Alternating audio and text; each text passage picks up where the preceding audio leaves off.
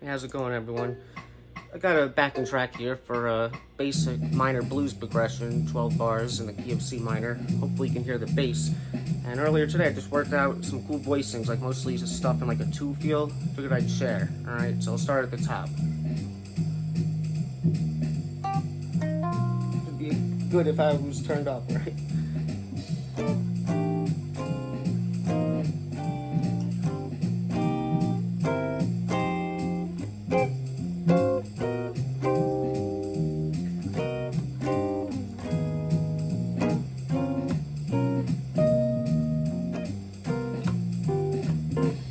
Right?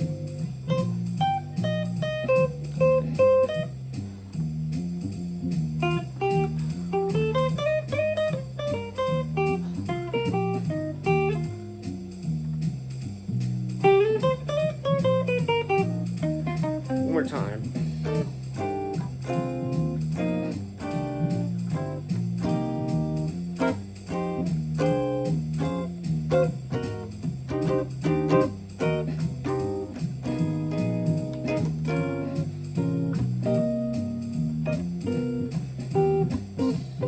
Right? So, figured I'd share that. And, a lot of times I'll just show you and, provide a PDF if you're interested. And there is a PDF available if anyone wants to check it out. Notation tabs, specific chord labels. But I'm just going to go through this really quickly and just kind of tell you what's going on. All right, so I hope you enjoy. So, like I said, this is a standard minor blues progression, like a jazz style. If you aren't familiar with that, probably be good to, get a little familiar with that, or, put questions in the comments, or, anything you don't understand, just let me know. But I'm just giving you some ideas. So anyway, yeah, I might put up like maybe a chord chart too, just for reference here in the video. So basically, if you do check out the PDF, like most of it I kind of write like straight, like in half notes, because like I said, most of it's in a 2 feel, even if I'm syncopating when I'm playing for real, just feeling it. Sometimes I have whole notes for certain bars, and certain syncopations are written into the PDF, but just take that for what it is. So what do we got? So typical minor blues, we have either the tonic minor chord for the first 4 bars, or maybe the 4 chord in bar 2, but we can just think C minor for the first 4 bars. All right, so what do I do? And for like the first 4 bars, I'm pretty sure I have like 2 voicings per bar. So first one, okay, now this is just like an upper structure, and I'm not going to really get into too many specifics, but most of these, like I always say, these are coming out of things that I would say are like stock and conventional, or are relating to stuff like that, and just kind of varying it or leaving some stuff out perhaps. So certain things that you might want to be aware of, just because a lot of these voicings might be upper structures, is be familiar with their shell voicings, the basic shapes for root on the low E string and A string. So like if I'm thinking C minor, like C minor 7, your basic shell voicing, right? Because once you see that, you got the 2 strings above, you can put lots of notes depending on what you're going for. And also, you could omit the root, depending on the situation, or assume you're playing with the bass player. But any of these sort of upper structure chords, they're still kind of related to that as far as like forms and shapes go on the guitar. All right, so this first one, it's also a chordal voicing. That's another thing we're gonna look at here, but I'm seeing this like a C minor, like 13 with the 9, right? It's that, I take the root out, that's the flat 7 third, 13, 9, right? Perfect Dorian chord, all right? Second chord for bar 1, okay? Now you might see this, if we're calling this the root note, E flat, as E flat major 7 sharp 11. You just take an E flat major 7 chord and get rid of the 5 and replace it with the sharp 11. All right, classic Lydian. But like I've said before, this sound and chord could be used as a lot of sounds depending on what bass note you're putting it over. So this is just like your classic relative major minor, but more in like the Dorian Lydian flavor, because we're talking sharp 11. So this is another perfect C minor voicing for the tonality, right? So 1, 2, 3, 4.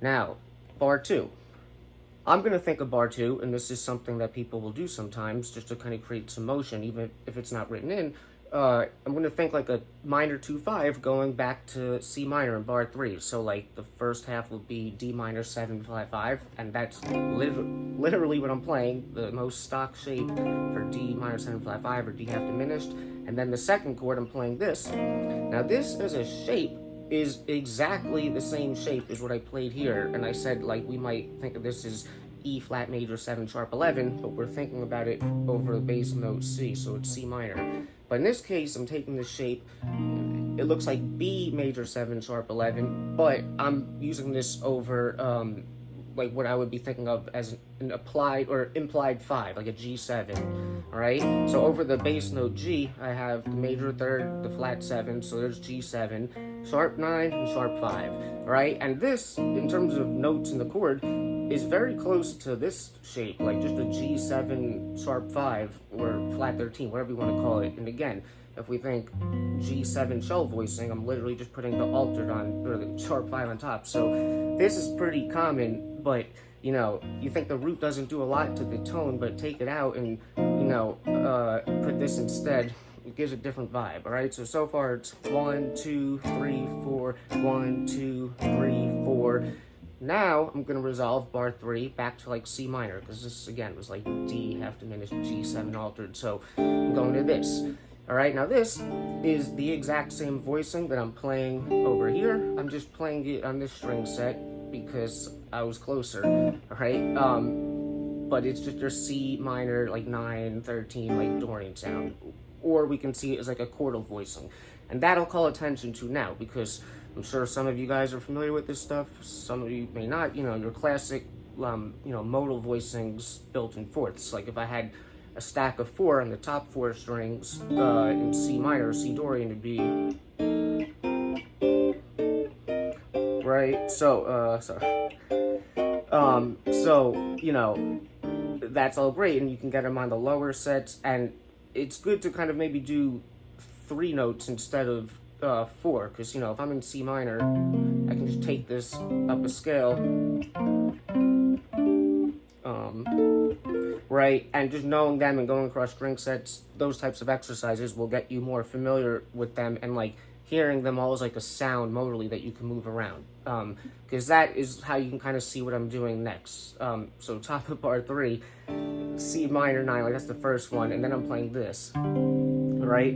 And this is literally just starting on the A string, 5, 5, 5, all right? It's a chordal voicing in C Dorian. I picked it though because with all these voicings, the reason why I'm picking a lot of them is really, the top note is really what's guiding my ear in terms of a melody and what I wanted to do up top, right? So I'm coming from 1, 2, 3, right? It's like, over C minor, it's like 5th root, all right? And then bar 4, first chord, I play this. This is like your classic, like so what voicing, like C minor 11, you know, root 4, flat 7, minor 3rd, 5th. And this is cool because this has the same melodic note as the first chord in bar 3. This chordal shape, right? Well, this is, I guess, like chordal mostly too. But it's like, I play this, and then I go to this, and then I go back and I have a different voicing. It's a different vibe. You wouldn't want to like use the same one, like if I did that versus, right, more interest. All right, now we're on the second chord of bar 4, and this is right before we go to the 4 minor chords. So I might want to create some tension or something, right? And this chord I really like a lot. It's almost like unusually cool to me. All right, we know we're approaching F minor. Well, what's the 5 of F minor? C7. And a lot of times people will play like, you know, C minor for like the first 3 bars, and they get to bar 4, they'll play like a C7 flat 9 to go to like F minor, and that's great. That's definitely a good sound to use. I'm literally going to play a straight up C7. It's just an inversion though. It's easy to play. Top 4 strings, 5, 5, 5, 6. It's as basic as a C7 sound and corny, you might say, as you can get. But within context, because I'm like, 1, 2, 3, 4. I'm going to resolve to this for F minor, right? You get that melody. I really like it when stuff like that happens, because I feel like a lot of times when it comes to like chords like that, like just your basic vanilla dominant 7 chords, I've heard a lot of people say things about like they don't like the sound of it, but like I always say, it's all about the context, right? If you put it in the right place, none of that matters, I think. So now we're on the 4 chord, F minor, and I resolve to this, all right? Now this is a shape, is literally just like an A flat major 7, same thing as over here.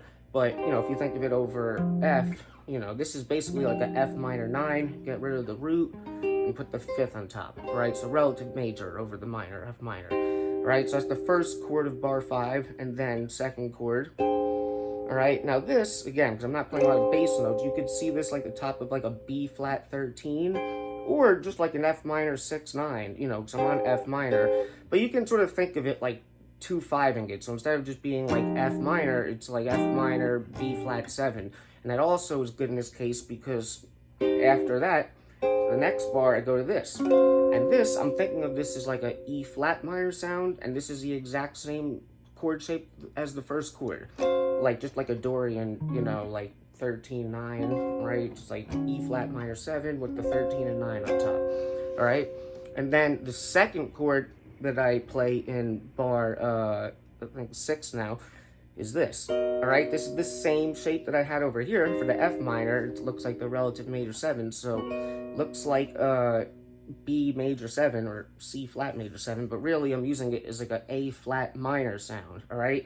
And that makes sense because coming from the E flat minor, it's like minor chords just kind of going in fourths, and that makes sense. Or, you know, that's a common sounding like voice leading thing.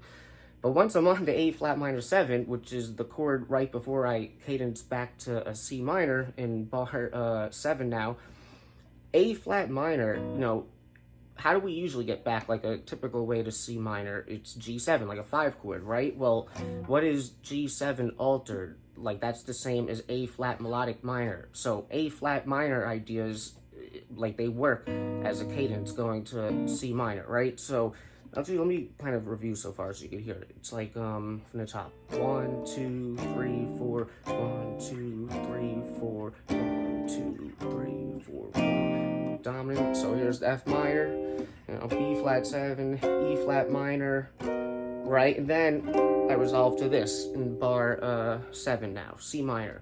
Some of you might know this shape, you know, if you just take like the top 4 strings, like this C minor 7 shape, just whole 8th fret, and instead of playing the flat 7 here, you could just replace it with the 9. So you get that 9, that minor 9 sound. It's technically like an add 9 thing because you don't have a 7 anymore, right? But cool sound. Now, in bar 8 now, which is the bar right before like the whole turnaround portion, this is cool. I basically play those same 2 last chords again. I go like what I'm seeing like a A flat minor 9 or like a C flat major 7, you know, to that same C minor. But I think what makes it cool is that I'm basically putting the A flat minor sound like on the downbeat on 1. It's almost like a delayed resolution. Like those whole 2 bars, like simplified, are just C minor anyway. So it's like, it's cool to kind of hear that chord on 1 and then resolve back. Like if I'm coming into it, you know, something like 2, 3, 4, 1, 2, right? And then the turnaround. And then there's more. So what is that? So I was on this chord, C minor, like add 9, basically gonna move it down to A flat minor, right? This, I'm not gonna go off on a theory on like why this sounds good or can, you know, be explained theoretically, but this works good in the minor a lot of times, you know, even just to have like this and then move it down whole steps, but like starting on A flat minor, B flat minor, eventually coming back to that. So that's the basic harmony, like a bar of like this A flat minor 9 type sound, a bar of this B flat minor 9, and it's gonna resolve to C minor. But the voicings that I ended up using, I think they have like an interesting thing going on because bar 9, it's like all A flat minor 9, whatever you call it. Now, next bar, bar 10, I play the same voicing for the first half, but then I played this. I basically take the pinky off, which was the 9, allowing this note to actually come into play, And then I actually put the root down, like a C minor. We're not actually there yet, but it's like almost like a modal mixer thing, like a pedal point. Like this is a different type of sound of C minor. It's almost more related to C Phrygian, but don't worry about that. And from there, I'm basically going to bar the 8th fret. I'm still not going to play the A string, and then I'm going to play the 11 on the top there. You get that note in the melody. It's basically a C minor 7 chord, but I wanted that flat third in the melody. So that whole turnaround, it's like 1, 2, 3, 4. I think that has cool voice leading. And then the last bar, what do? If we think of like a quick dominant turnaround, first chord, G7 sharp 9, which is your straight up altered 5 chord, that would go back to C minor. Then I go to this. This can be a straight up dominant 7 chord in second inversion. It's just G7 in, with the 5th in the bass, 5th, 3rd, flat 7 root. This also looks like a D diminished with like an 11, but that's the same sound. That diminished is like a dominant chord, right? So I go G7 sharp 9 to G7 with the 5th in the bass, and then a quick like, right? And what this is, because this is like the and of 4, and 1, and 2, and that's the top. This is just another chordal voicing in the series, if I'm thinking, C Dorian, right? But voice leading wise, it's basically doing that, but I took this, moved it here so I can have like a lower note there, right? So, it's basically like 1, 2, 3, 4, 2, right? So let me do the whole thing. 1, 2, 3, 4.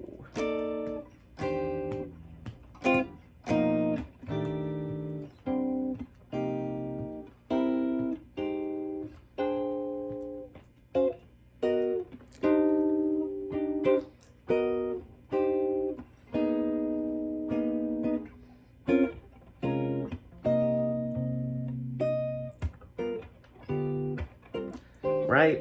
So I think there's cool ideas in there. I figured I'd share, because like I said, it's all about like seeing these ideas in context and seeing what you can do with things. That's what I think kind of makes a lot of the connections in your head when you're trying to learn this stuff. All right, so I'm gonna leave it there. Like I said, there's a PDF available for this if you just want to make it easy and look at what I'm doing there.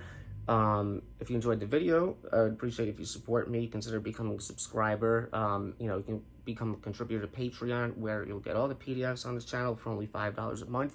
If you're interested in taking lessons or anything else, you can, contact me, share a video with anyone if you think they'd be interested, and got a tip jar in the description if you just want to tip me. But, I'm glad you enjoyed it. So I'll leave it there. I'll see you in the next one.